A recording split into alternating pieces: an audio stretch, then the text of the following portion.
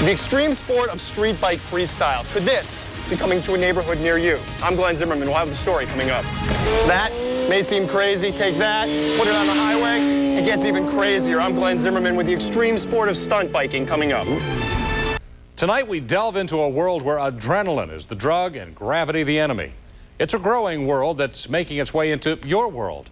Action News reporter Glenn Zimmerman is here to take us inside risky riding. Glenn? Good evening, Stephen. Many of you may have seen glimpses of this world. You're on the highway, you're doing 65 miles an hour, and someone on a motorcycle passes you, looks right at you, gives you the thumbs up, keeps going. The whole time, doing a wheelie.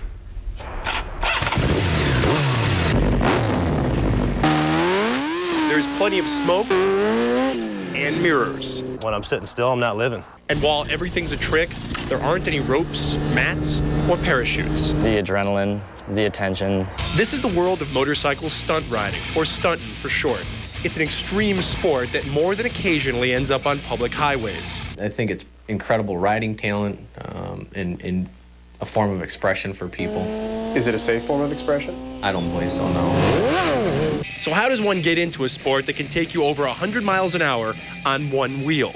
I saw Matt ride by in a wheelie one day, and everyone said, "Oh, check that out." And I said, "I want to be that guy." At 39 years old, Matt Schwartz is the founder of a local stunt group called Scooter Trash. They produce their own videos and travel to other states to compete.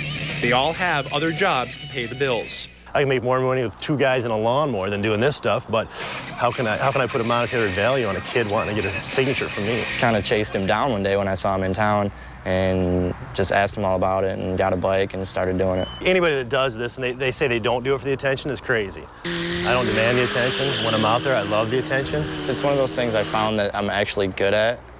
You know, I've tried several things and I was never good at skateboarding. I get to a point and then I see everyone else is better than me, so I give it up quick.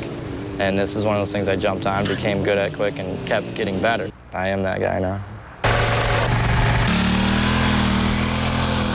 While Dizzo doesn't like doing stuff on the highway, Matt admits he does. You get me in a room full of people, you wouldn't know I was the guy doing this stuff. I'm rather laid back. If you get me on the highway, you wouldn't know that that's me.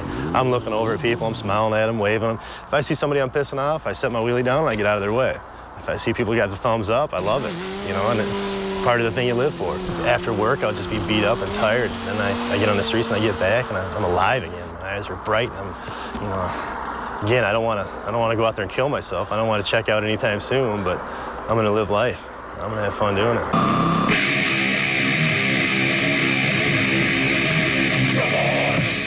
We took one Scooter Trash video to Michigan State Trooper Chris Grace, a man who loves to ride motorcycles himself. As somebody who likes riding, on a closed course or not, would you ever try anything like this? Never. Never have, never will. What's the reason? I'm scared. Scared of being injured or injuring somebody else. And this is from somebody who loves riding. Absolutely love it. Wouldn't be without a bike. When you take that thought onto a public highway, it doesn't take much. Just a pothole, a gust of wind, and you're down. You ask somebody in law enforcement, as soon as I take this front tire out the ground, it's irresponsible. What's irresponsible is if I'm going through a rural area and there's kids on the side of the road and I'm popping a wheelie thinking, oh, they're going to love it. Well, I got a 400-pound motorcycle here, they can careen off the road. That's not responsible. Have I done irresponsible stuff on the street? Absolutely. Do I feel proud of myself for doing that? No. I have done it. I've felt shame for it. But, you know, it's part of the sport. I'm not going to hurt anybody. I haven't hurt anybody. And I'm not going to hurt anybody. Maybe myself. While Matt's admittedly hooked on the adrenaline, Dizzo is hooked on a dream. That's why I work at a job that I don't necessarily like, you know, because it pays my bills, and hopefully this riding wheelies, I can get paid to do that someday. You know, what do you do for a living? Ride wheelies. I mean, how cool is that? That's the American dream right there. Do what you want to do and get paid for it. Now, to shoot this video, we met the riders while they were practicing on a closed course. At no time did we ever encourage anyone to ride on a public highway. The road footage was all supplied by the riders themselves. This is an example of the video. So, how are they able to break the law on camera and then sell it? We are told from several different sources with just the video, while possible, it is very difficult to prosecute for just mainly a misdemeanor.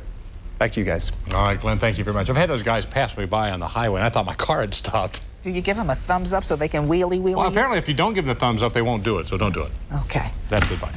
Chief Meteorologist Jerry Hudak says things are relatively quiet tonight. Yeah, our weather giving us the thumbs up tonight. Earlier tonight, we had a few scattered